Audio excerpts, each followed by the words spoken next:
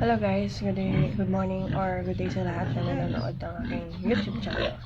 So ngayon guys, ang i-share ko sa inyo guys kung bakit nagka-almoranas yung aking alagang baboy guys yan. So, nung dalawang buwan siya sa akin guys, ang pag-aalaga ko. Ano siya guys, lumabas yung una-una, maliit lang.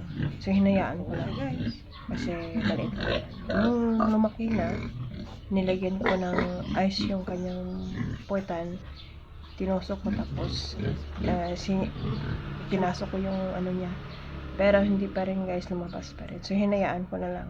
So ang ginawa ko, sineparate ko siya ng kulungan, siya ng isa guys, tapos ang kulungan niya alagay ko nililinisan, tapos ang kanyang pagkain nilalagyan ko ng vitamins guys para magana siyang kumain hanggang umabot siya ng 2 buwan at kalahati guys. So pagka 2 buwan at kalahati guys, parang humina na ang kanyang pagkain guys. So nag-decide na lang ako na ibenta para naman makabawi ako sa kapital ko guys. So nang nabinta namin guys, thankful naman, awa ng Diyos, thank you Lord, na umabot po siya ng 83 kilos guys. So akala ko kasi 70 lang kasi nangangayat siya guys. So umabot po siya ng 83 kilos. So okay na din para sa amin guys, kasi at least nabawi-bawi yung aking kapital.